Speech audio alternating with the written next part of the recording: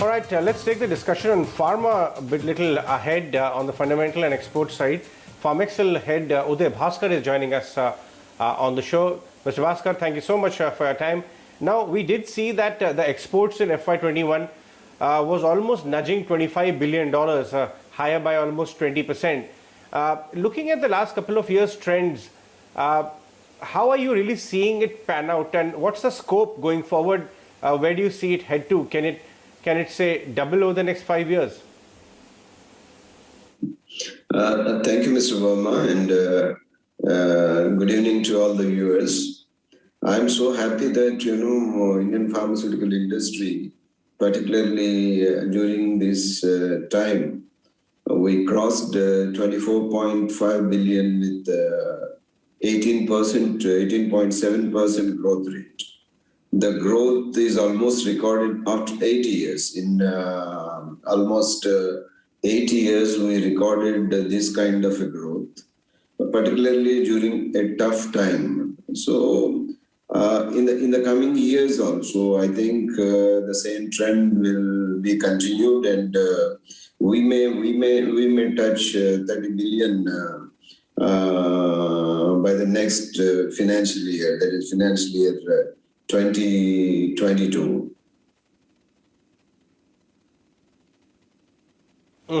Let's break it down. If you do expect $30 billion kind of number coming in for financial 22, which are the biggest contributors to that, and where is the incremental demand coming from? If you see from the existence of the Pharmaceuticals Export Promotion Council of India, the more than 70% of our exports are on finished dose formulations and 17% API. So entire share of the generic formulations, biologicals and APIs put together, it is almost 95%. So in the days to come also, the same the categories of products will grow. In addition to that, particularly there's the COVID vaccine.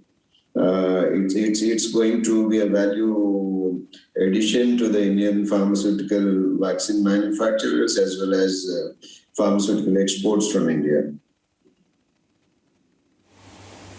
Right. So, the data still shows that about a third of this export is still coming from US. North America, essentially, of course, the largest market of the world. But where are the new areas where exports are increasing? We speak to a lot of people like pharma companies, and they're saying rest of the world is also picking up very interestingly. Can you share some light on that? Actually, the US, particularly North America and Europe and Africa, these are our largest exporting destinations. So North America almost contributes more than 30% and 17% Africa and 15% Europe. Surprisingly, the last financial year, there is a tremendous growth in CIS as well as Latin America and Middle East. So the major reason is that Latin America, we recorded almost 17% positive growth, and Oceania, New Zealand and Australia, we never expected that such a growth, and we recorded 24%, and Middle East 18%. And if you go back to the traditional markets like CIS, Africa and EU, there also, there is a growth of 26% in CIS and 18.28% in Africa and 14% in EU. In this, just I would like to touch upon one point is that, you are all very much aware of that the entire manufacturing sector is not doing well. And at the same time, the contraction of GDP also have a very serious impact on the countries in the days to come. So there is an answer to as far as the generic medicines are concerned. India have an available answer. So they are capable of producing cost-effective quality drugs. So every country is seriously thinking about reducing their healthcare expenses And pharma also plays a very important component in the healthcare system. So I strongly believe that the people who are traditionally attached to patented drugs, they may shift their procurement to generic drugs. Once they shift from patent to generic drugs, they can save hundreds of millions of dollars at the same time. That will add a value addition to the Indian exports. Right. And lastly, I want to understand that this big bump up which you're talking about, large part of that will also be aided by the vaccine, the COVID vaccine exports, which are likely to pick up because of Indian companies manufacturing for rest of the world in association with their global partners, is it not? Actually, India, known for producing the child vaccines, or you call it as a scheduled immunization program.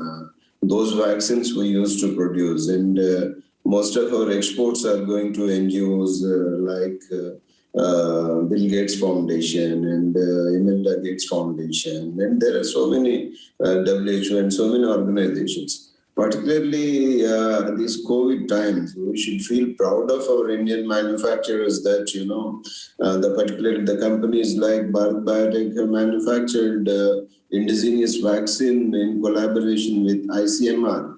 And one of the largest volume manufacturers of Serum Institute of India also tied up with AstraZeneca and Oxford. They're also producing number of vaccines.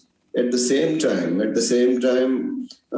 there are 6 more companies already had an agreement with RDFI and for the Sputnik vaccine, and they already signed an agreement for 850 million doses of COVID vaccine. So India is going to be a major hub for the manufacture of vaccines, not only for the domestic market, and they are going to be a big force, and COVID vaccine is going to add a strong component to the Indian vaccine exports. As of now, last financial year, we exported only $833 million worth of vaccines, and I think this financial year is going to be a great point to celebrate for India, not only in terms of finances, not only in terms of exporting vaccines, and the entire world is looking at India. India already exported 70 million doses to more than 80 countries.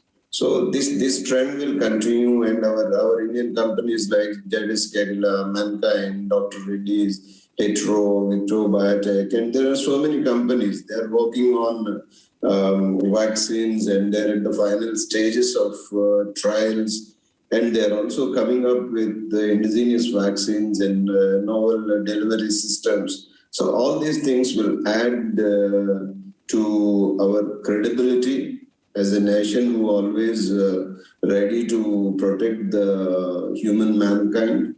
And this time also we did a tremendous job in taking it forward. All right, Mr. Bhaskar. Indeed, it is a proud time for the sector which is evolving with each passing quarter. Thank you so much for your time.